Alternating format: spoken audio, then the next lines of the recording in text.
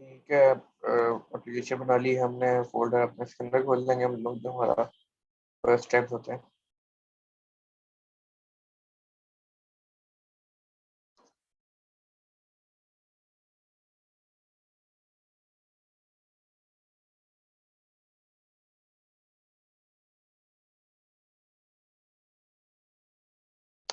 अब वही जो फाइल्स बनाते हैं, सबसे पहले हम अपनी HTML फाइल बनाएंगे एक, और उसके बाद एक हम लोग स्टाइल की क्लास बना लेंगे जिसमें स्टाइलिंग करेंगे, और तीसरी हम फाइल बना लेंगे JS की। ठीक है, उसका नाम रख देता हूँ मैं स्क्रिप्ट और JS। ठीक है, ये तीन फाइल्स बन गई हैं हमारे, ये तीनों यूज होंगी आगे तक। ठीक है। अच्छा, इंडेक्स में सबसे पहले हम लोग क्या करते हैं, जिसका बेसिक फॉर्मेट होता है, सिंटैक्स होता है, वो लिख देते हैं।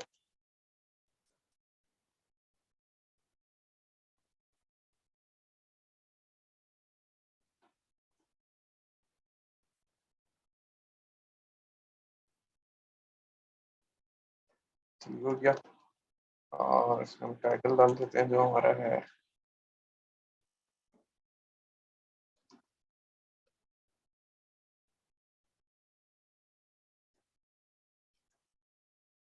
ठीक है, और उन दोनों फाइल्स को हम लिंक करवा देते हैं। सबसे पहले अपने स्टाइल की क्लास को लिंक करवाएंगे हम लोग, उसका लिंक डाल देंगे जो भी आपकी होगा, और एलिमेंट्स में डाल देंगे ये स्टाइल शीट है। ठीक है। और उसके बाद स्क्रिप्ट ऐड करवाएंगे, लिंक करवाएंगे। स्क्रिप्ट का होता है, हम स्क्रिप्ट लिखते हैं, SRC सोर्स, और उसकी फाइल का जो भी लिंक होगा वो लिख देंगे, जो भी पाथ होगा वो लिख देंगे इस तरह से। स्क्रिप्ट इस तरह से ऐड होती है, और स्टाइलिंग की जो आपकी CSS फाइल होती है वो इस तरह से ऐड होती है। ठीक है। अब आपके पास, हमारे पास दोनों हमारी फाइल जो थी वो ऐड हो गई, जो भी हमारा स्ट्रक्चर था। अब हमने बनाना है काउंटर ऐप। काउंटर ऐप अब बेसिकली क्या होगी कि एक काउंटर होगा, 0 से स्टार्ट करेंगे, और उसमें क्या होगा कि फिर दो बटन दे देंगे हम, इंक्रीमेंट और डिक्रीमेंट का, और फिर जावास्क्रिप्ट के थ्रू हम उसको काउंटर को अपना बढ़ाएंगे, कम करेंगे। ठीक है। और उसमें फिर हम जावास्क्रिप्ट बेसिक जो होती है ना वो यूज़ कर रहे हैं, क्योंकि जावास्क्रिप्ट आगे जाके यूज़ वही होंगे, बेसिक्स होंगी, फिर रिएक्ट वगैरह में सब में जावास्क्रिप्ट ही होती है। तो अगर आप अभी सही से क्लियर चीज़ें होंगी, फिर आगे जाके रिएक्ट में आसानी होगी आप लोगों को।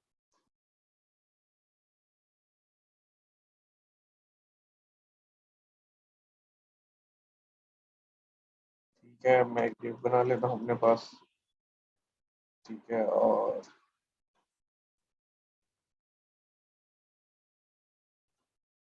तो मैं क्लास देता हूँ मेन। ठीक है, क्लास कोई भी दे सकते हो आप, किसी भी नाम की दे सकते हो।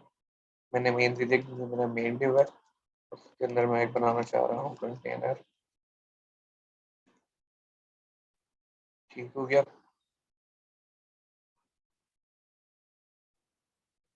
इसमें मैं हेडिंग डाल देता हूँ yes, ठीक है, इसको मैं साथ साथ खोल भी लेता हूँ ताकि हम लोग देखते रहे। अभी इस तरह से आ गया। ठीक है। अच्छा, नेक्स्ट स्टेप क्या होगा? नेक्स्ट स्टेप हम क्या करेंगे अब?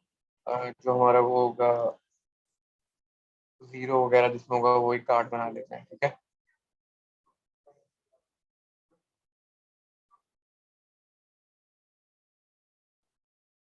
डॉट टिप बना लिया हमने। अब इसके अंदर हम अपना वो लिखेंगे, जो होता है ना 0 1 2, जो नंबर हमारे होंगे जो बढ़ेंगे कम होंगे, वो अब हमने इसके अंदर लिखते हैं। ठीक है। तो इसको भी मैं क्लास दे देता हूँ, क्योंकि मैंने बताया आप लोगों के डिव, हम जब जब भी हम कोई काम करते हैं ना, कोई भी सेक्शन बनाते हैं, तो उसकी बेस्ट प्रैक्टिस ये होती है, अब डिव बनाओ, डिव के अंदर उसको डालो। डायरेक्ट चीज़ों को ना डालो, डिव बनाओ, उसके अंदर चीज़ों को डालो। गुड प्रैक्टिस होती है ये। ठीक है। और इसको मैं नाम दे देता हूँ कि ये मेरा किस लिए काउंटर, काउंटर इसके अंदर आएगा, मेरा जो नंबर होगा ना काउंटर, वो इसके अंदर आना, इसलिए मैंने इसका नाम रख दिया काउंटर कार्ड। नाम हम लोग कुछ भी रख सकते हो, मैंने ये रख दिया। और उसके अंदर अब मैं एक पैराग्राफ डाल दूंगा, और पैराग्राफ के अंदर मैं स्टार्ट में जब भी हमारा होगा प्रोग्राम रन होगा, तो जो काउंटर होगा वो हमेशा 0 होगा। ठीक है। अच्छा, अब इस 0 को हमने इंक्रीज करना होगा, कम करना होगा। ठीक है, बढ़ाना होगा, कम करना होगा। तो इसको हमें उसकी वैल्यू में यूज करनी पड़ेगी, मैनिपुलेट करनी पड़ेगी। तो इसको गेट करने के लिए उसको मैं आईडी दे देता हूँ, ताकि इस चीज को मैं गेट कर सकूँ उस आईडी के थ्रू। सही है। तो आईडी मैं इसको कुछ भी दे देता हूँ, काउंटर नाम रख देता हूँ उसको, क्योंकि काउंटर वेरिएबल है हमारा। इस तरीके से। ठीक हो गया। इसको देखते हैं कैसा आ रहा है हमारे पास। ठीक है, ये 0 लिखा हुआ आ गया, बाय डिफॉल्ट 0 होगा, फिर हम इसको बढ़ाएंगे कम करेंगे तो इस वैल्यू को चेंज करना होगा हमें।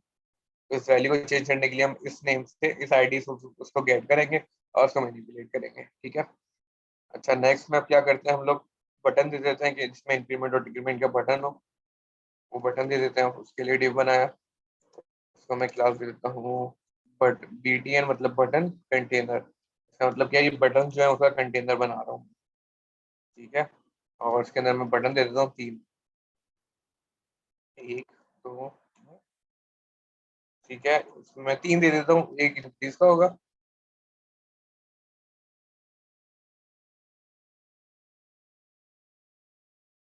या पहले डिक्रीज का बनाते हैं क्योंकि लेफ्ट साइड का ना डिक्रीज सही लगेगा।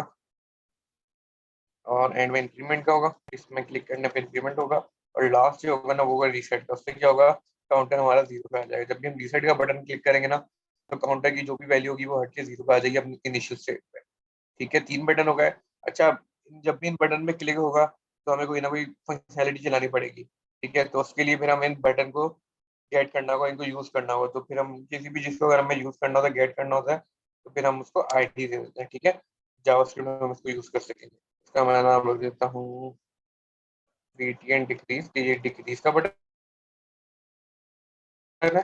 और इस तरह से तीनों को मैं आईडी दे देता हूँ अपनी अपनी, ताकि डिफ्रेंशिएट होके हमें पता चले। अगर मैं तीनों को सेम आईडी दूं तो फिर मुझे पता नहीं चलेगा कि कौन सा बटन क्लिक हो रहा है। इसलिए मैं तीनों को डिफरेंट आईडी दूंगा कि मैं चेक करूँ भाई जब इस आईडी पे क्लिक हुआ है तो ये काम करो, जब इस आईडी पे क्लिक हुआ है तो ये काम करो।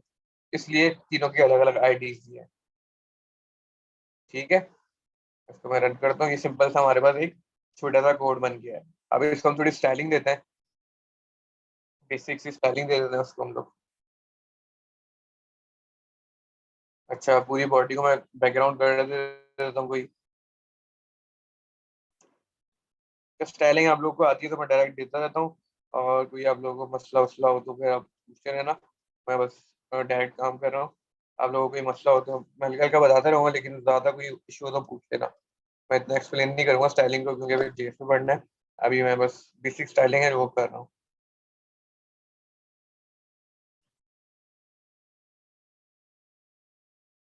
अच्छा, जो भी कंटेंट है मैं चाह रहा हूँ कि मेरा वो बीच में है। ठीक है, वो बीच में आ गया सारा।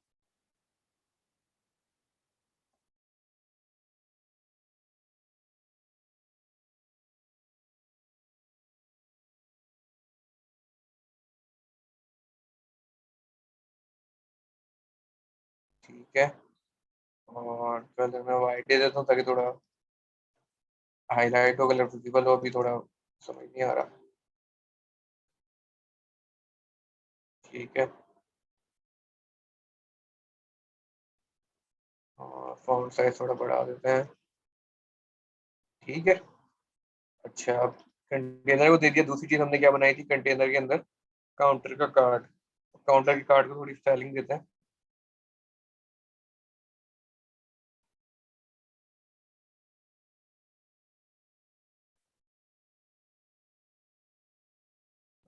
डार्क ग्रीन दे देते हैं इसको। ठीक है, अब इसको बढ़ाते हैं थोड़ा ताकि ये पूरा उसके ऊपर आए। इसकी वेट बढ़ा देते हैं। ठीक है, और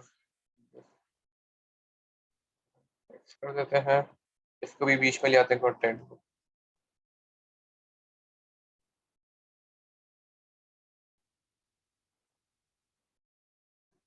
और ये बॉर्डर है ना, इसका थोड़ा वो करते हैं सर्कल थोड़ा अच्छा लगे, तो फिर राउंड राउंड करते हैं, थोड़ा वो कर्व करते हैं। तो उसके लिए बॉर्डर रेडियस दे दिया मैंने, और 20 को मैंने थोड़ा राउंड कर दिया कर्व्स को। ठीक है, अब इसके बाद आते हैं बटन्स को मैं हल्की सी स्टाइलिंग दे देता हूँ।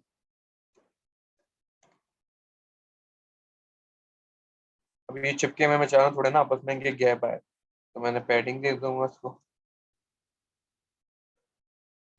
पैडिंग मैंने दे दी पर नीचे से 12 pxo और लेफ्ट राइट 24 pxo। ठीक है, तो इस तरह से वो पैडिंग आ गई। और उसके बाद इसको भी थोड़ा राउंड कर देता हूँ ताकि कर्व आए, थोड़ा इनके अच्छे लगे बटन बटन। और अभी अभी इस पे क्लिक जा रहा हूँ तो यूजर को पता नहीं लगेगा इस पे क्लिक करना है क्या करना है, क्योंकि जो कर्सर है ना मेरा वो एरो बना हुआ है। तो मैं उसको भी चेंज कर दूंगा ताकि यूजर को पता चले कि इस पे क्लिक करना है हमने। तो मैंने कर्सर से कर दिया पॉइंटर। अब इस पे जब भी आएगा ना तो वो इस तरह से पॉइंटर बना हुआ आएगा, ठीक है, घर से, ताकि यूजर को पता चले कि इसके ऊपर हमने क्लिक करना है, इसका पर्पज क्या है। और तीसरी चीज मार्जिन दे देंगे, क्योंकि थोड़ा आपस में भी गैप आए इन लोगों में। और उसके बाद थोड़ा सा फॉन्ट साइज बढ़ा देंगे, ताकि थोड़ा बटन के अंदर जो टेक्स्ट है उसका साइज भी थोड़ा बड़ा हो जाए। ठीक हो गया। और अच्छा, अब इसके वजह मैं माउस लेके आ रहा हूँ ना, तो कोई वो नहीं हो रहा, स्टाइल नहीं हो रहा। तो वो मैं, एक चीज होती है होवर, शायद पढ़ाई हो मैंने आप लोगों को, ये होवर का मतलब होता है जब भी इस पर माउस आएगा ना, तो उसकी स्टाइलिंग हम चेंज कर सकते हैं। और वो किस तरह से होती है, आप लिखोगे बटन कॉलन और उसके बाद होवर। इसका मतलब होता है जब भी इसके ऊपर माउस आएगा ना, जब भी इस बटन के ऊपर माउस आएगा, तो ये चीज अप्लाई होगी, वरना नहीं होगी जब भी माउस होवर करेगा उसका। ठीक है, इसको मैं बैकग्राउंड कलर दे देता हूँ कोई,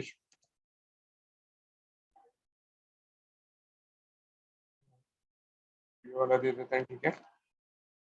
और इसका टेक्स्ट कलर भी चेंज कर देते हैं, ठीक है। ठीक है, अब देखो इस पे क्लिक पे, ये एक काम करते हैं, थोड़ा ब्लैक कर देते हैं, तो ठीक है। ठीक है, अब जैसे इन पे माउस ओवर आ रहा है ना, तो मैंने जो स्टाइलिंग दी हुई है ना, मैंने बोला बैकग्राउंड कलर व्हाइट ब्लैक हो जाए, उसका जो टेक्स्ट कलर है व्हाइट हो जाए, जैसे ही इस पे माउस आ रहा है ना, वो चीज अप्लाई हो रही है। ठीक हो गया, अब ये बेसिक सा हमारा एक वो बन गया पेज। अब इसके ऊपर हम करेंगे जावास्क्रिप्ट अप्लाई।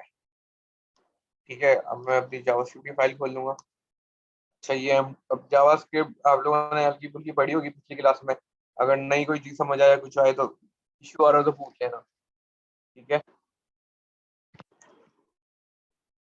अच्छा, सबसे पहला स्टेप हम ये करेंगे कि जितनी भी हमारे पास आईडी है ना, जितने भी हमारे पास एलिमेंट्स है, फर्स्ट स्टेप हम क्या करेंगे, उन सबको गेट कर लेंगे, सही है, ताकि बाद में उनको यूज करना है हमें, तो बार बार हमें उनको गेट ना करना पड़े। हम एक वेरिएबल बनाएंगे, उसके फर्स्ट स्टेप में ना जितने भी आईडीज हैं जिनको हमने बाद में यूज करना है, तो हम क्या करेंगे, पहले ही बना लेंगे, पहले उनको यूज इनिशियलाइज करवा देंगे, और बाद में फिर हम उस वेरिएबल को यूज करेंगे, ताकि हमें बार बार उन चीज को गेट ना करना पड़े, दोबारा दोबारा पूरे पूरे एलिमेंट को ना उठाना पड़े। ठीक है। अच्छा, सबसे पहले कौन सी आईडी है हमारी, ये काउंटर की है, ठीक है, तो मैं इसको गेट करूंगा सबसे पहले। अच्छा, वेरिएबल बनाने के लिए दो चीज होती हैं, या तो आप इस तरह से कांस्टेंट लिखोगे, और काउंटर लिख देते हैं हम लोग, इसको मैं कोई भी वैल्यू दे दें, जैसे 23। लेकिन कांस्टेंट लिखा है ना, कांस्टेंट से क्या होता है, इसके अंदर जो भी चीज फर्स्ट टाइम आएगी ना, वही रहेगी, इसको आप चेंज नहीं कर सकते आपने, क्योंकि उसको कांस्टेंट कर दिया कि कांस्टेंट है। ठीक है, आप इसको चेंज नहीं कर सकते, अगर आपको नॉर्मल वेरिएबल में बनाना है ना, जिसको आप बाद में चेंज कर सकते हो, तो फिर आप वो स्ट्रेस में बनाओगे। अब क्या होगा, आप इसको बाद में चेंज कर सकते हो, ये कांस्टेंट नहीं है। जो कांस्टेंट होता है ना, वो चेंज नहीं होता, वो जो फर्स्ट टाइम आपने बनाया ना, वो वही रहेगा बस। ठीक है, कांस्टेंट बनाएंगे हम, सबसे पहले गेट करेंगे उसको, काउंटर को, तो गेट करने के लिए होता है document dot gate element by ID, क्योंकि हमने आईडी से गेट करना है, तो इसका मेथड होता है गेट एलिमेंट बाय आईडी। इसका मतलब है इस आईडी का जो भी एलिमेंट है ना, उसको गेट करके इस काउंटर के अंदर डाल दो। ठीक है, और जो भी उसकी आईडी थी मैं वो लिख दूंगा इस तरह से। अब मैं दूसरा बनाता हूँ, दूसरी आईडी क्या है हमारे पास, बटन की है। अब ये तीन है, तो तीनों की मैं इस तरह से लिख दूंगा, और तीनों बटन को निचला करवा दूंगा, ताकि हम बाद में यूज कर सकें। इसके बाद मैं बताता हूँ क्या फायदा होता है, मैं इससे अभी आगे जाके बताता हूँ, वो भी आपको क्लियर होगा कि शुरू में ये करने से क्या फायदा होता है। अच्छा, अच्छा, पहले इंक्रीमेंट बटन का बना लेता हूँ मैं, ये नाम रख दिया मैंने, और उसकी आईडी क्या थी, बीटीएन इंक्रीमेंट।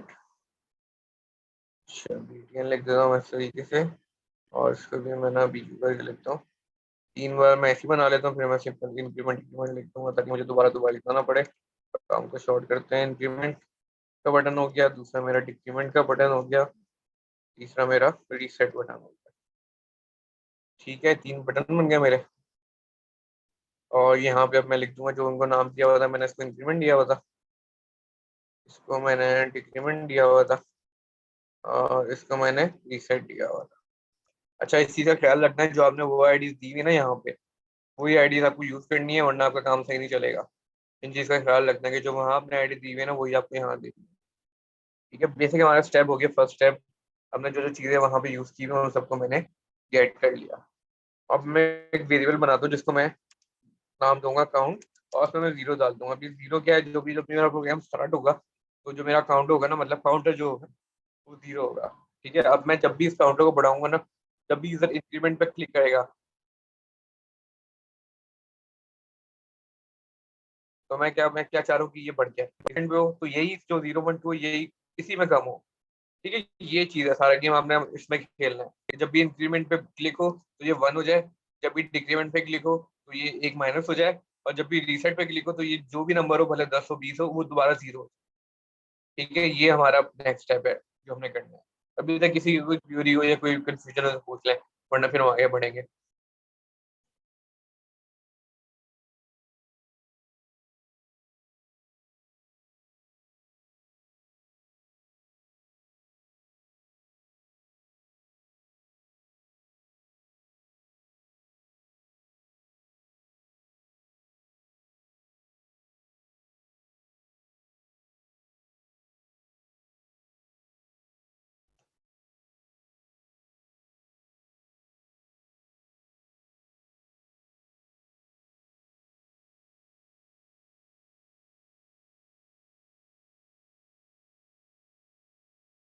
क्लियर है सबको?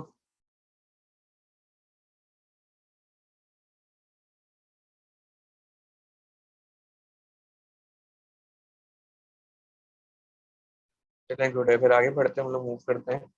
अच्छा, यहाँ तक हो गया। अब मैंने क्या चीज बताई है, हमने क्या करना है कि हमें ये चीज चेक करनी है, जब भी उस बटन पे क्लिक हो ना, तो हमें इस काउंट को मैनिपुलेट करना है, बढ़ाना है, कम करना है। ठीक है, तो अब जावास्क्रिप्ट के ना एक फंक्शन होता है लिसनर, इवेंट लिसनर। ठीक है, वो क्या करता है कि जब भी किसी चीज पे कोई भी इवेंट होता है ना, इवेंट होता है, तो वो चीज रन कर देता है, उसके अंदर जो भी चीज लिखी होगी ना, कोड वो रन होगा। अच्छा, अब इवेंट लिसनर में किस तरह के इवेंट्स आ जाते हैं? सबसे पहला जो हमने यूज करना है वो होता है क्लिक। जो भी हम यूज करेंगे, जब भी के उस एलिमेंट पे क्या इवेंट हो, क्लिक का इवेंट हो, तो वो काम आप परफॉर्म कर देगा वो। और इसके अलावा क्लिक के अलावा इवेंट होता है कि माउस ओवर, माउस उसके ऊपर जैसे माउस जाए तो वो फंक्शन चल जाए। इसके अलावा होता है कि अप की डाउन की जैसी की प्रेस हो, वो फंक्शन चल जाए। जैसे की प्रेस उठ के हाथ उठे तब वो फंक्शन चल जाए। तो इस तरीके से डिफरेंट हमारे पास लिस्टनर्स होते हैं, लेकिन जो हम लोग ज्यादा यूज करते हैं ना, वो क्लिक का यूज हो रहा होता है। ठीक है, तो आज भी जो हमारा मेन है ना, जो सबसे मेन होता है, हम वो यूज करेंगे क्लिक का। ठीक है, तो उसका सिंटेक्स क्या होता है? अब मैं किस बटन पे लगाना चाह रहा हूँ? मैं सबसे पहले लगाना चाह रहा हूँ कि जब भी इस बटन पे क्लिक हो, इंक्रीमेंट के बटन पे क्लिक हो, जब भी ये वाली आईडी वाला बटन दबे, तो मैं फंक्शन लगाना चाह रहा हूँ। ठीक है, अगर मैं आप सपोज करो ये चीज, ये लाइन नहीं है, ये मैंने अभी नहीं लिखी हुई है, समझो ये नहीं है। ठीक है, मैं ना आपको बताता हूँ कि ये जो ऊपर हमने काम यूज किया ना, इसका क्या फायदा होता है। अब आप ये सपोज कर लो, मैं इसको फिलहाल मिटा देता हूँ। मिटा नहीं रहा, आप समझ लो ये है नहीं। ठीक है, आप इसको सपोज करो ये ऊपर वाली चीज है। अब मुझे अगर इस बटन के ऊपर कोई इवेंट लगाना होता है ना, तो मुझे यू करके ये चीज पूरी लिखनी पड़ती। उसके बाद मैं लिखता डॉट, और उसके बाद होता है ऐड इवेंट लिस्टनर। इस तरह से होता है फंक्शन। ठीक हो गया, ये इसका फंक्शन होता है। और इसके अंदर फर्स्ट पे हम लिखते हैं कि इवेंट किस तरह का हो। अब ये सारे ना इसके इवेंट्स है जो आप देख रहे हो ना, ये सारे इवेंट्स है। इस पे क्लिक हो, ये क्लोज हो, ये चेंज हो, तो वो चीज ट्रिगर हो जाएगी। हमें यूज करना है क्लिक का, तो मैंने लिख दूंगा क्लिक। कि जब भी इस आईडी में जो भी चीज है, सिर्फ बटन हो सकता है, कुछ भी चीज हो सकती है, जब भी इस आईडी का जो भी एलिमेंट है उसके ऊपर क्लिक हो, तो क्या हो, तो हम इस तरह से फिर यहाँ पे एक फंक्शन बना लेते हैं। एरो फंक्शन जो होता है हमारा आपके, तो इसके अंदर जो भी चीज लिखी होगी ना, वो चल जाएगी। ये इसका स्कोप होता है, जहाँ ये ब्रैकेट शुरू हो रहा है, ये खत्म हो रहा है, इसके बीच में जो भी चीज होगी ना, वो चल जाएगी। कब चलेगी? जब जब इस बटन के ऊपर जो भी इसका एलिमेंट उसके ऊपर क्लिक होगा। ठीक है। अच्छा, अब मैं बता रहा था आप लोगों को कि इसका क्या फायदा है, हमने ऊपर जो लिखा था। अब देखो, मुझे अगर इस तरह से इसको समझो 10 बार मैंने यूज करना है। अभी तो मैंने एक बार लिखा था ना, समझो मुझे इस पूरी लाइन को 10 बार यूज करना है, तो मुझे पूरी पूरी लाइन इस तरह से 10 बार लिखनी पड़ेगी। ठीक है, बार बार मुझे डॉक्यूमेंट गेट एलिमेंट करना पड़ा है, जब भी मुझे उसकी जरूरत है, मुझे एलिमेंट को गेट करना पड़ा है डॉक्यूमेंट से जाके। ठीक है, उससे क्या होगा, जब जब मुझे इसको मैं कॉल करूंगा ना, तो जो भी अगर मेरी फाइल है, वो ब्राउजर क्या करेगा, वो जाएगा उसमें से डॉक्यूमेंट में से ढूंढ के लेके आएगा कि आपका इस आईटी का एलिमेंट कौन सा है। तो ये टाइम लेता है। जब जब क्लिक होगा ना, अब तो छोटी सी फाइल है, अभी इतना फर्क नहीं आएगा। समझो आपकी 10,000 लाइन का कोड है, ठीक है, उसमें 10,000 आईडीज है। तो क्या होगा कि जब जब आप गेट करोगे ना, वो हर बारी जाएगा उसमें ढूंढेगा, फिर लिख के आएगा। अगर मैं इस तरह से करूंगा, लेकिन हमने ये जो काम किया ना, हमने क्या किया, फर्स्ट टाइम गेट कर लिया है और उसको स्टोर करवा दिया इस वेरिएबल के अंदर। अब मुझे जब जब यूज करना है ना, मैं इस वेरिएबल के थ्रू उसको यूज करूंगा। मैं बार बार जाके डॉक्यूमेंट से नहीं ढूंढूंगा। मैंने अपने पास लोकली इसको सेव करवा दिया है, और जब जब मुझे यूज करना होगा ना, मैं इसमें से जाके जो मेरे पास लोकली सेव है उसको यूज करूंगा, ना कि मैं बार बार जाके डॉक्यूमेंट से गेट करूँ। ठीक है, ये इस चीज का पर्पज होता है, फायदा होता है। काम दोनों तरीके से चल जाएंगे, लेकिन गुड अप्रोच और अच्छा तरीका ये होता है कि आप उसको अपने पास सेव करवा लो, उसको रीयूज करो, ना कि आप बार बार जाओ डॉक्यूमेंट से ढूंढ के लेके आओ। आप एक ही बार गेट करो, एक ही बार ढूंढ के सेव करवा लो, उसको बार बार रीयूज करो। ठीक है। अच्छा, मैंने इसका इवेंट लिस्टनर बना दिया। इस तरह से मैं दूसरे बटन का भी बना दूंगा, जो मैंने ऊपर दूसरा एलिमेंट है डिक्रीमेंट बटन का, और उसके बाद रीसेट बटन का। ठीक है। अच्छा, इसका नाम मैं रख दूंगा डिक्रीमेंट बटन। जब भी इस वाले बटन पे क्लिक हो, जब भी रीसेट के बटन पे क्लिक हो, तो ये चीज चल रहा है। अच्छा, टेस्ट करते हैं कि ये काम हमारा चल रहा है कि नहीं चल रहा। तो मैं इसके अंदर ना कंसोल करवा देता हूँ। जब भी हम टेस्टिंग करते हैं ना कोई चीज अपने डेवलपमेंट लेवल पे, तो हम इस तरह से कंसोल करवाते रहते हैं चीजें, तो हमारे पता चलता रहता है हमारा काम सही चल रहा है कि नहीं चल रहा। लेकिन जब हम प्रोडक्ट को लाइव करने लगते हैं आम पब्लिक के लिए, तो हम ये चीजें मिटा देते हैं। ठीक है, ये सिर्फ टेस्टिंग के लिए हम लोग यूज कर रहे थे मोस्टली। अच्छा, मैंने इसको रिफ्रेश किया, मैं अपना कंसोल खोल लेता हूँ। ये मेरा कंसोल है। अच्छा, ये मुझे एरर दे रहा है इंक्रीमेंट बटन पे। अच्छा, एक ही सॉरी, ये जो आपकी स्क्रिप्ट फाइल होगी ना, आप इसको एंड में करवाओगे। क्यों? क्योंकि मैंने भी शुरू में करवाया हुआ था ना, यहाँ पे मैंने करवाया हुआ था, तो वो यहाँ ढूंढ रहा था, इससे पहले पहले वो ढूंढ रहा था ये चीजें उसको मिले। ये आईडी तो उसको मिल ही नहीं रही थी, क्योंकि आईडी सब बाद में थी। इसलिए स्क्रिप्ट को आप एंड में ऐड करवाओगे, ताकि इसको ऊपर वाली जो चीज है ना, उसमें से वो ढूंढता है। अब इसके नीचे जो भी कोई चीज हुई ना और आपने यूज की हो, तो वो फिर उसको नहीं मिल पाएगी, क्योंकि वो उसके बाद आई है। ये सिर्फ अपने से पहले वाली चीजें ढूंढेगा। ठीक है। अब मैं चेक करता हूँ, कंसोल में गया। अच्छा, अभी भी एरर आ रहा है, मैं देखता हूँ एरर क्या है। डिक्रीमेंट बटन पे एरर आ रहा है हमारे पास। वो कह रहा है कि जो ना ये लिस्टर हमें मिल नहीं रहा, आपने जो डिक्रीमेंट बटन बनाया ना, ये हमें मिल नहीं रहा, ये क्या है। अच्छा, अब देखो, मैंने इसका नाम लिखा हुआ था यहाँ पे डिक्रीज, और वहाँ पे मैंने लिखा हुआ है डिक्रीमेंट। तो उस नाम की उसको कोई आईडी मिली नहीं, तो वो एरर दे रहा है। अब मैं इसको भी डिक्रीमेंट कर दूंगा। अब मैं गया रिफ्रेश किया, अब देखो वो एरर रिमूव हो गया। ठीक है, अब मतलब मेरा काम सही हो गया। अच्छा, मैंने एक कंसोल किसके अंदर करवाया है, इंक्रीमेंट बटन के अंदर ना। तो इंक्रीमेंट बटन में मैंने क्लिक किया, तो देखो यस लिखा हुआ आ गया। मतलब क्या हुआ, इसके अंदर जो चीज थी ना वो चल गई। अगर ये मैं डिक्रीज पे करूंगा या रीसेट पे करूंगा तो कुछ नहीं हो रहा। क्यों नहीं हो रहा? क्योंकि अभी ये एम्प्टी है। इसके अंदर मैंने कोई कोडिंग या कोई चीज नहीं लिखी हुई या लॉजिक लिखी हुई है। मैंने सिर्फ इसमें लिखा हुआ, तो उसके क्लिक पे जब जब क्लिक होगा, तो देखो उसका काउंट बढ़ता जा रहा है, वो कंसोल करवाता जा रहा है उसको इस तरीके से। ठीक है। इससे मुझे क्या पता चल गया, भाई सही है, मेरी लॉजिक सही लग गई है। अब मैं इसके अंदर कोई भी लॉजिक लगा सकता हूँ जो मैंने यूज कर। ठीक हो गया।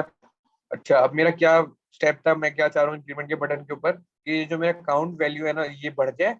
और बढ़ने के बाद क्या हो, ये जो मेरा काउंटर है मेरा, इस वो जो वैल्यू बढ़ी है ना, उसकी जगह आ जाए।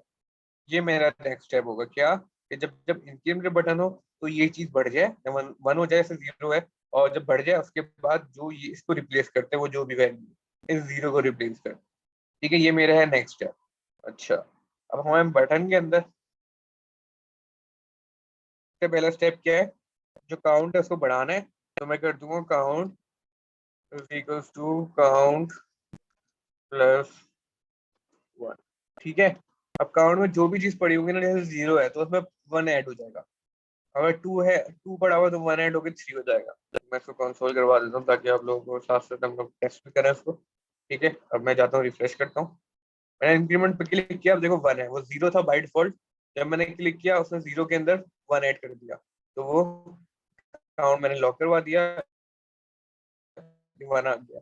अब काउंट के अंदर क्या चीज आ चुकी है, वन आ चुका है। ठीक है, अब काउंट के अंदर वन आ गया है। अब अगर मैं दोबारा क्लिक किया तो क्या, नेक्स्ट स्टेप में इसमें टू हो चुका होगा। फिर नेक्स्ट में अगर दोबारा क्लिक किया, तो वो काउंट में टू है ऑलरेडी, और उसके बाद प्लस वन करके थ्री कर देगा। ठीक है, आवाज क्लियर आ रही है आप लोगों को? आवाज वगैरह क्लियर है, कोई कंफ्यूजन तो नहीं हो रही?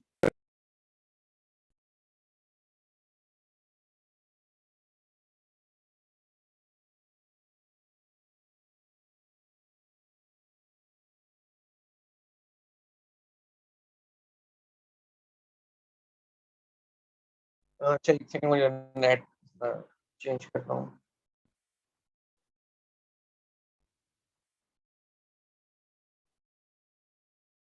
अच्छा ठीक है, एक सेकंड है बस, मुझे, मैं अपना नेट चेंज करता हूँ।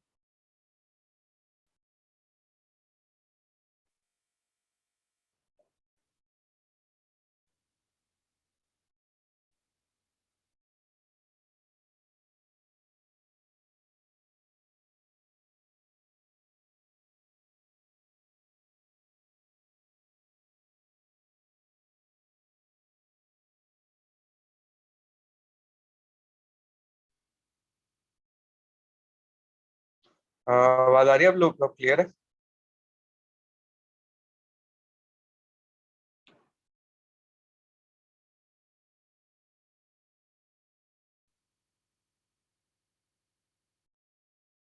चलो सही है। आवाज अगर कोई इस तरह का इशू है ना, मुझे बता देना, फिर मैं चेक कर लूंगा।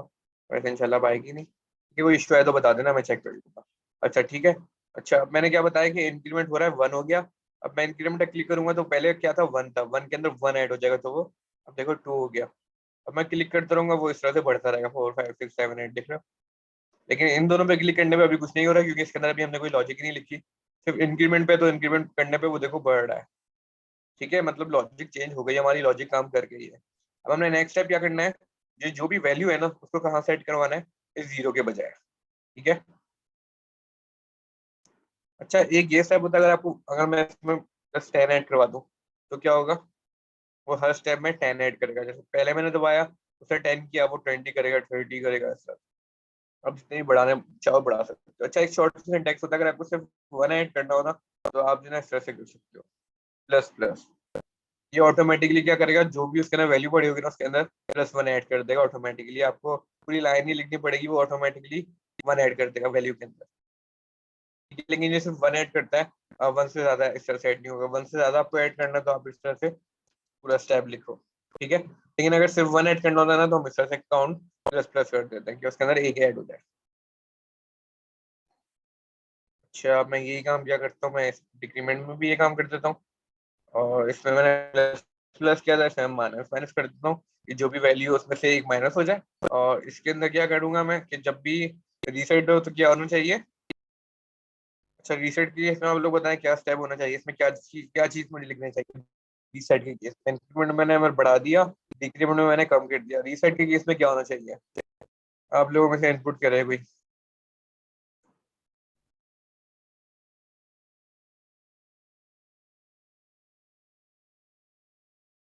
सही हो गया जी। हमने क्या करना है, काउंट जीरो करना है अब, ताकि रीसेट का मतलब क्या है, काउंट हमेशा हमारा जीरो पे आ जाए। तो मैं क्या करूंगा, count is equals to zero.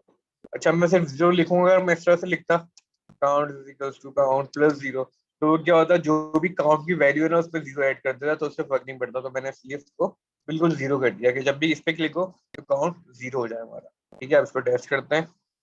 अच्छा रीसेट किया, वो जीरो ही है रीसेट पे। इंक्रीमेंट किया, 1 हुआ, 2 हुआ। क्या आप लोग को शो हो रहा है ना सही, 1 2 3, इस तरह से। ठीक है, ये काउंट आ रहा है। अब डिक्रीज करूंगा तो वो एक एक कम होने लग जाएगा, 3 2 1 0। ठीक है, इंक्रीमेंट किया मैंने, 5 6 7 हो गया, रीसेट किया तो दोबारा जीरो हो गया। अब इंक्रीमेंट करूंगा तो वो 1 से दोबारा स्टार्ट हो। ठीक है, अब लॉजिक हमारी इम्प्लीमेंट हो गई है। अब हमने फाइनल स्टेप ये करना है कि जो भी वैल्यू, जो भी काउंट है ना, वो कहाँ वैल्यू हमने रिप्लेस करवानी है, इस जीरो को उसकी जगह दिखानी है। ठीक है, ये हमारा लास्ट स्टेप होगा।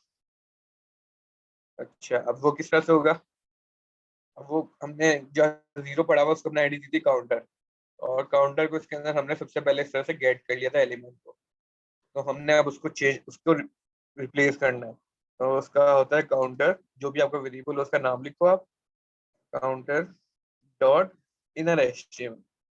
मतलब इस काउंटर का जो भी इनर एचटीएमएल है ना, उसमें आप ये चीज डाल दो, काउंट डाल दो। पहले मैं लिखता हूँ, पहले एग्जांपल जीएस कर देता हूँ। अब जब भी इंक्रीमेंट पे क्लिक होगा ना, क्या होगा कि जो भी काउंटर है ना, उसके अंदर इनर एचटीएमएल में ये चीज आती है। ठीक है, रिफ्रेश किया, मैं जब भी इंक्रीमेंट पे क्लिक करूंगा ना, अब देखो यस लिखा हुआ है। ठीक है, ये इसका पर्पज होता है। अब मैंने क्या करना है, यस तो नहीं करवाना मैंने, काउंट दिखाना है उसको। जब भी इंक्रीमेंट हो तो काउंट में इंक्रीमेंट करो एक, और जो भी इसके अंदर एस्टिमेट है उसको काउंट की वैल्यू सेट करवा दो। ठीक है, अब मैं इंक्रीमेंट करूंगा, आपका वो इस तरह से इंक्रीमेंट हो रहा है। ठीक है, अभी इन दोनों में कोई काम नहीं, अब मैंने रीसेट कर दिया है, लेकिन वो तय नहीं है क्योंकि अभी मैंने उसमें लॉजिक नहीं लिखी, लेकिन वो रीसेट हो चुका है। अगर मैं इसको दोबारा इंक्रीमेंट लिखूंगा तो वो इस तरह से 1 2 होगा। ठीक है, और डिक्रीज करूंगा और दोबारा इंक्रीमेंट करूंगा तो वो उसके बाद से वैल्यू आएगी। अब ये सेम काम मैं तीनों के अंदर कर दूंगा।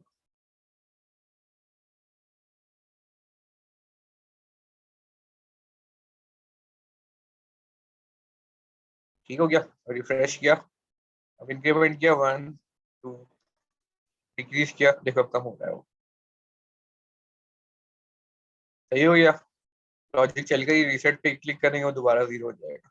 बढ़ाएंगे बढ़ेगा, कम करेंगे कम होगा, रीसेट करेंगे वो 0 हो जाएगा। जब इस लॉजिक में ना एक इशू है, ठीक है, जो हम हमें रिजॉल्व, मतलब एक इशू आ सकता है। अब कोई गैस करे क्या इशू आ सकता है इस लॉजिक में, हमारी इस फंक्शनैलिटी में क्या इशू है जो हमें आ सकता है। कोई गैस करे क्या क्या इशू हो सकता है इसमें, कोई एज आप यूजर पॉइंट ऑफ व्यू से बताएंगे इसमें ये चीज गलत है, ये नहीं होनी चाहिए। लिमिट तो एक एडिशनल फीचर हो सकता है, लेकिन इसमें ना एक फॉल्ट कह लो, फॉल्ट है उसका। मैंने, अगर आप एक ऐसा यूजर यूज करें ना, अगर आप उसको यूटिलाइज करना चाहोगे, आपको एक इशू दिखेगा। लिमिट तो वो एडिशनल फीचर होता है, आप लिमिट सेट कर दो। और किसी का कोई गैस हो या कोई समझ आ रही हो किसी को कुछ थोड़ी बहुत, कि क्या इशू आ सकता है इसके अंदर, एज अ यूजर आप अगर यूज कर रहे हो, आपको ये चीज, आप बोलो चीज गलत है, इस तरह से नहीं होनी चाहिए।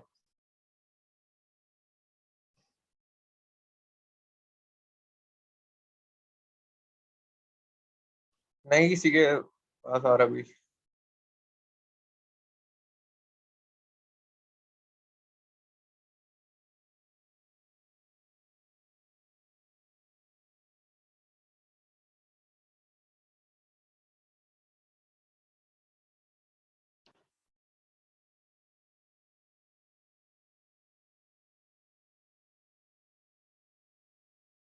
इशू ये है कि जो आपका इंक्रीमेंट है ना, वो है ना काउंटर, अगर आप उसको डिक्रीज करोगे इस तरीके से, नहीं ध्यान, इशू ये है, देखो काउंटर जो होता है ना आपका हमेशा पॉजिटिव होता है, लेकिन इसमें हमारी लॉजिक में एक फॉल्ट, अगर मैं इसको डिक्रीज करूंगा माइनस होता रहेगा। ये नहीं होना चाहिए, क्योंकि जो काउंटर होता है ना आपका हमेशा 0 पे आके रुक जाता है, माइनस में नहीं जाता। ठीक है, ये हमारा इश्यू, क्योंकि हम क्या कर रहे हैं, हम तो बस माइनस ही करवा रहे हैं कि जब भी कोई वैल्यू आए तो सब माइनस करते रहे, माइनस करते रहे।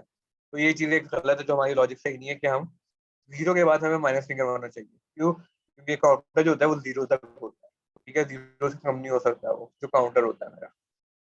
ये एक फॉल्ट है इसमें, इसको हम सही करते हैं।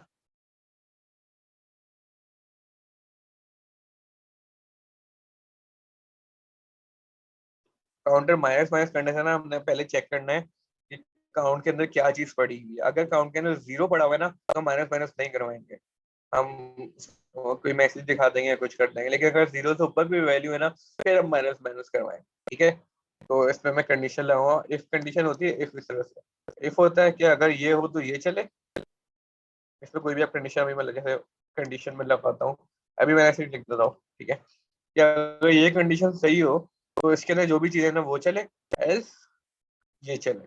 अगर और मगर वाला सीन है, अगर ये हो तो ये चले, वरना ये चले। ठीक है, ये लॉजिक होती है। अब इन दोनों में से कोई एक चीज चलेगी, या तो ये इसके अंदर वाली या इसके अंदर वाली, दोनों एट अ टाइम नहीं चलेंगे, दोनों में से कोई एक चीज चलेगी हमेशा। ये होती है कंडीशन, हम कंडीशन लगा के यूटिलाइज होती है, मोस्टली यूज हो रही होती है। इसका एक मोस्ट कॉमन यूज केस मैं आपको बताता हूँ, जब भी यूजर लॉग इन करता है, हम चेक करते हैं उसका यूजर नेम और पासवर्ड करेक्ट हो, तो उसको लॉग इन हम सक्सेस दिखाएं और डैशबोर्ड पे ले जाएं, वरना हम उसको मैसेज दिखा देंगे भाई आपको यूजर नेम और पासवर्ड गलत है। तो इसमें मोस्टली यूज हो रहा होता है यूजर नेम, ये मेल लॉग इन करते हुए कोई भी लॉग इन करते हैं। ठीक है, अब कंडीशन क्या लगेगी, मैं चेक करूंगा कि अगर काउंट मेरा जो है वो बड़ा है 0 से, तो ये काम हो, और वरना ये काम हो जो उसके अंदर है। अब काउंट 0 से बड़ा होगा तो हमने क्या करना था, माइनस माइनस, वरना 0 से बड़ा नहीं हुआ तो उसका मतलब क्या हुआ, 0 हुआ। ठीक है, ये कंडीशन है, काउंट अगर 0 से बड़ा हो, मतलब 1 हो या 1 से ज्यादा हो। जैसे ही काउंट 0 होगा तो वो ये कंडीशन हमारी फॉल्स हो जाएगी, क्योंकि 0 इज ग्रेटर देन 0, ये कंडीशन फॉल्स हो जाएगी, क्योंकि 0 0 के बराबर है, बड़ा नहीं होता उससे। तो वो इसके अंदर आ जाएगा। ठीक है, अब मैं इस पर टेस्ट करता हूँ। मैं इसमें ना कोई कंसोल करवाते हैं हम लोग, इस तरह से हम लोग टेस्टिंग के लिए करते हैं। इससे मैं कहता हूँ काउंट इज ग्रेटर देन 0, और इसमें मैं लिख देता हूँ कि ये अब एल्स काउंट। अच्छा, 0 से बड़ा नहीं होगा तो क्या मतलब होगा इसका? 0 के बराबर होगा या उससे कम होगा। तो टेस्ट करते हैं हम लोग। रिफ्रेश किया मैंने, कंसोल खोला अपना, इंक्रीमेंट किया, हो गया। डिक्रीमेंट किया, और वो अभी 0 से बड़ा था 4, तो उसने 3 दिखा दिया। अभी भी बड़ा था 2, उसने दिखा दिया 1। अभी भी बड़ा है, अब 0 है अभी भी। अब ये देखो, अब जैसे ही मैं डिक्रीमेंट करूंगा ना 0 से कम पे, तो वो बोलेगा भाई वो 0 के बराबर हो गया, 0 से कम हो। उसके बाद वो माइनस नहीं कर, मैं नहीं चाह रहा कि वो माइनस। और दोबारा जैसे इंक्रीमेंट ऊपर गया ऊपर गया ऊपर गया, अब मैं दोबारा डिक्रीज करूंगा तो वो दोबारा बोलेगा 0 से बड़ा है अभी वो। ठीक है, इसका क्या मतलब हो रहा है कि जब भी 0 से बड़ा है ना तो ये वाली चीज चल रही है हमारी, और जब भी 0 या 0 से कम हो रहा है तो फिर ये वाली चीज चल रही है। अब मैं अपना ये वाला काम इसके अंदर कर दूंगा कि दोनों मैंने उठाए यहाँ से। ये मैंने चलाना है हमेशा जब भी वो 0 से बड़ा हो। ठीक है, उस केस में मैंने चलाना है। ठीक है, मैं टेस्ट करता हूँ उसको।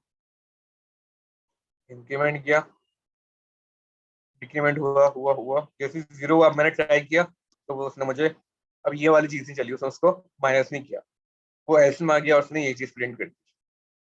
ठीक है, मतलब हमारी लॉजिक सही चल गई है। अब वो 0 से मुझे कम नहीं करने दे रहा। लेकिन कंसोल, मैंने आपको बताया कि हम कंसोल टेस्टिंग के लिए करते हैं, तो कंसोल में मिटा दूंगा। अभी एक चीज होती है अलर्ट, वो यूजर को मैसेज दिखाता है। काउंट, जैसे मैं कोई भी मैसेज दिखा दूँ।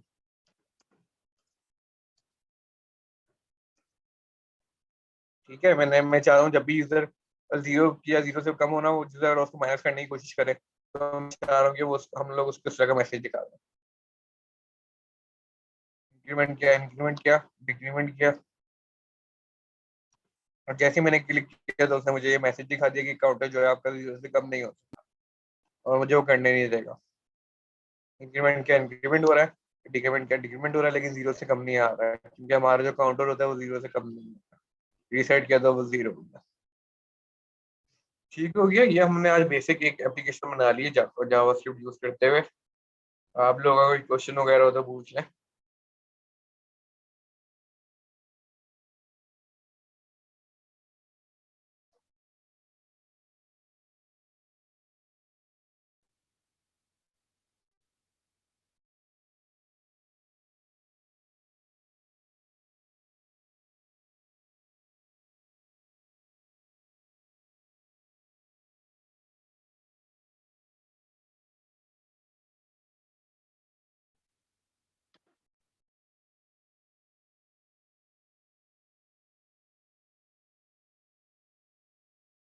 ये बटन डिसेबल कर सकते हैं नहीं? मैं करके दिखा देता हूँ।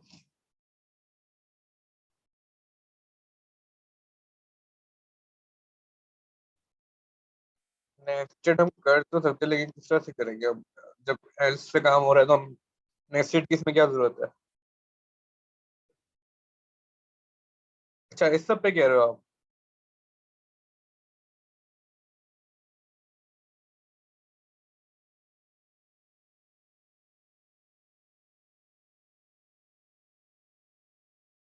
आप किस तरह से करोगे मतलब? समझा नहीं मैं, आप किस तरह से चेक करोगे इसको?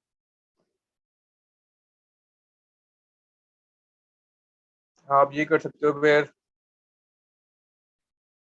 नहीं, मेरा सोचना पड़ेगा ये। वो हम इस तरह से कर सकते हैं, ये तीनों काम इस तरह से हम लोग कर सकते हैं कि हमने भी आईडी दिए हुए ना, उसको हम आईडी से दें, हम सारे बटन गेट करें। ठीक है, अगर मैंने उसको क्लास दे देता हूँ, उसको क्लास दूंगा मैं, और मैं कंडीशन लगाऊंगा जिस बटन में क्लिक हुआ है ना, उसका टेक्स्ट अगर इंक्रीमेंट है तो ये वाला काम करो। ये फिर इस तरह से होगा, जैसे मेरा जो भी मेरा बटन होगा, ठीक है, उसका मैंने इस तरह से हम लोग टेक्स्ट चेक कर सकते हैं। डॉट इनर एचटीएमएल, अगर उसका इनर एचटीएमएल इंक्रीमेंट हो, ठीक है, तो ये काम हो। और नहीं काम हो एल्स में मैं चेक करूंगा, अगर डिक्रीमेंट हो तो नीचे वाला काम हो। इस तरह से कर सकते हो, लेकिन फायदा नहीं है उसका, गुड अप्रोच तो हमारी फायदा नहीं है उस अप्रोच का।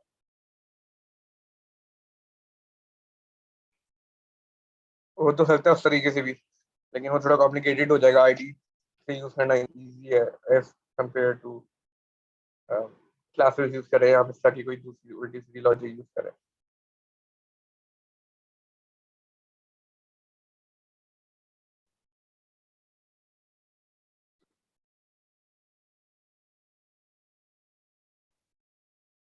ये जावा ऐड, अच्छा अनीस आपका मैं क्वेश्चन का इंक्रीमेंट दे रहा हूँ कि बटन हम डिसेबल कर दें। एक मिनट रुके, मैं इनका पहले बताता हूँ। अच्छा, ऐड इवेंट लिस्टनर ये होता है, ये फंक्शन होता है जावास्क्रिप्ट का कि किसी भी एलिमेंट को ना आप चेक कर सकते हो कि कोई इवेंट अगर परफॉर्म हुआ है ना, आप उस इवेंट को चेक कर सकते हो कि भाई इस पे इवेंट परफॉर्म हुआ है, और फिर आप उसके अंदर आके कोई भी लॉजिक लगा सकते हो, कोई भी अपना काम करवा सकते हो।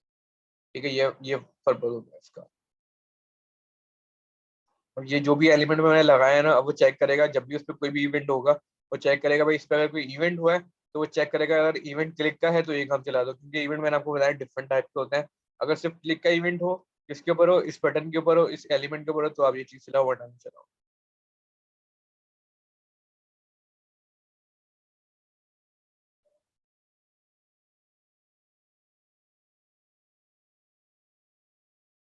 अच्छा अनीस, आपका आपका क्वेश्चन भी वैलिड था। अब मैं इसको करता हूँ। अच्छा, हम चाह रहे हैं वो बटन हमारा क्या हो जाए, डिसेबल्ड हो जाए। तो क्या करेंगे, हम उस बटन का नाम लिखेंगे, dot disabled equals to true. तो जो बटन है ना हमारा डिसेबल हो जाएगा।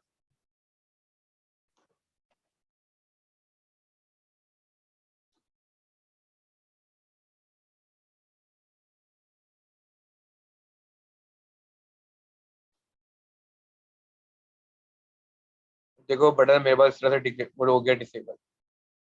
ठीक है, अब इस पे कोई एक्शन परफॉर्म नहीं हो रहा, वो उसके अंदर जा नहीं रहा, मेथड के अंदर नहीं जाएगा हमारा।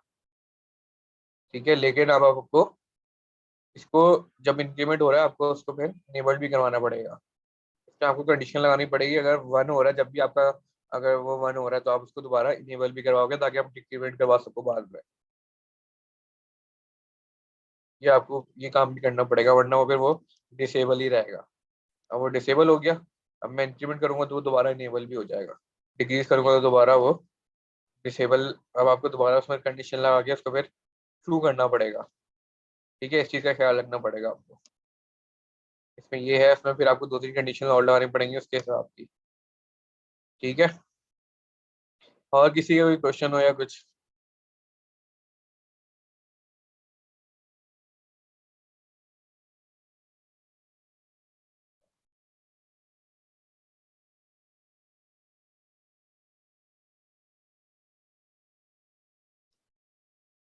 रीसेट पे आप कर सकते हो कि अगर जीरो हो ऑलरेडी तो आप उसको डिसेबल करवा दो, वरना आप उसको इनेबल कर दो। अब इसमें कंडीशन लगाओ, अगर काउंट जीरो है तो उसको आप डिसेबल। अच्छा, आप यहाँ कंडीशन लगाओगे काउंट फिजिकल फिजिकल तो जीरो है हमारा, तो क्या करना है आपको, जो रीसेट का बटन है वो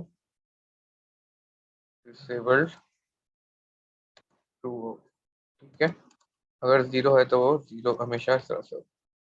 और ये कंडीशन फिर आपको हर जगह लानी पड़ेगी कि अगर जब इंक्रीमेंट पे क्लिक तो नहीं आएगा जीरो, अगर डिक्रीमेंट पे क्लिक करके कभी जीरो पे आ रहा है वो, तो हम इस पे भी उस बटन को वो करवा देंगे, डिसेबल करवा देंगे। ठीक है, और इंक्रीमेंट, और इसमें फिर आके दोबारा उसको हमें इंक्रीमेंट में आके उसको दोबारा फॉल्स करवाना पड़ेगा।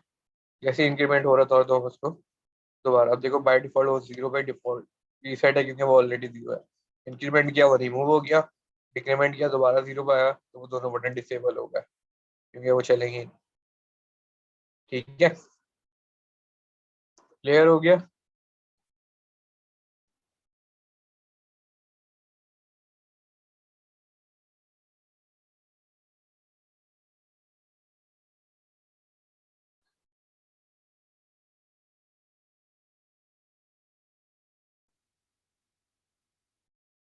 जी, आप इंक्रीमेंट की जगह प्लस ऐड कर दो, माइनस फाउंड ऑप्शन से जाके कोई आइकन उठा लो, या डाउनलोड करके वो डाल दो, कुछ भी डाल दो, आपकी मर्जी है। आप इसमें ये भी फटाफट देख लेते हैं हम लोग।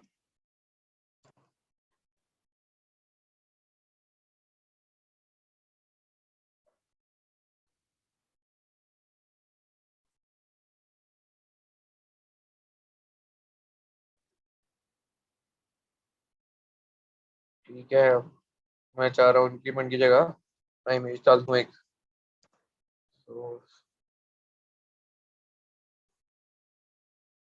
तो बड़ा ऐसा का बटन आ गया, इसको मैं थोड़ा छोटा कर दूंगा। फिर मैंने 40 कर दिया इस तरह से। ठीक है, लेकिन फिर स्टाइलिंग मुझे चेंज करनी पड़ेगी क्योंकि वो ब्लैक है तो वो गायब हो रहा है। तो मैं इसको चेंज कर देता हूँ किसी दूसरे कलर में। तो इस तरह से आप देखो। ठीक है, इस तरह से आप आइकन भी यूज कर सकते हो। मर्जी है आपकी, जो भी आप जिस तरह से इसको यूज करो। कोई क्वेश्चन और किसी का?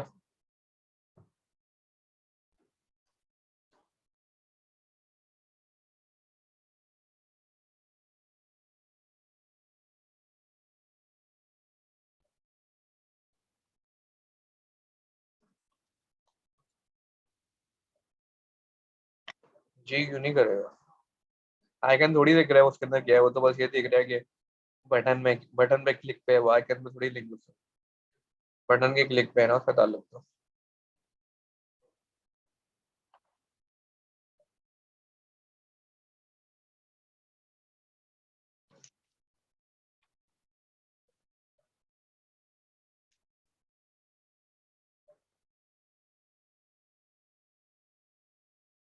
जी अगर आपका सर्वर AWS पे कहीं भी पड़ा हुआ है तो AWS का S3 कंसोल होता है, उसमें आप अपनी होस्टिंग होती है, आप अपने अपना स्टोरेज वहाँ पे स्टोर करवाते हो।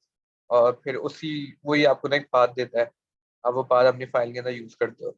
आप अपनी जो डेटाबेस होती है ना उसके अंदर आप उस इमेज का नाम सेव करवाते हो। और वो फिर जो पाथ होता है ना पहले वाला, वो आपके AWS सर्वर का होता है। उसके एंड में अपनी इमेज का पाथ डालते हो तो वो गेट करके वहां से लेके आता है।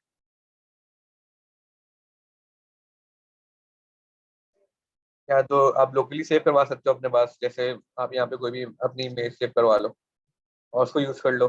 दूसरा तरीका ये होता है कि आप अपने सर्वर में स्टोर करवा के वहां से यूटिलाइज करते हो। दोनों ऑप्शन होते हैं।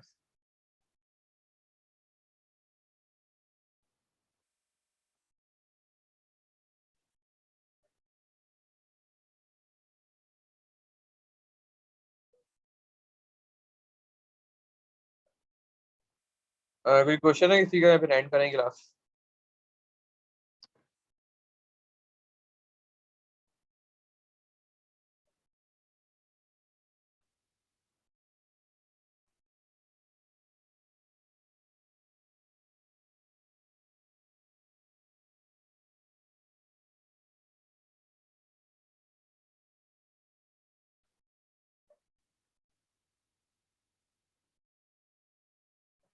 चलें क्लास एंड करते हैं फिर आज की। अल्लाह हाफिज़ एवरीवन। नेक्स्ट क्लास में मिलते हैं इंशाल्लाह।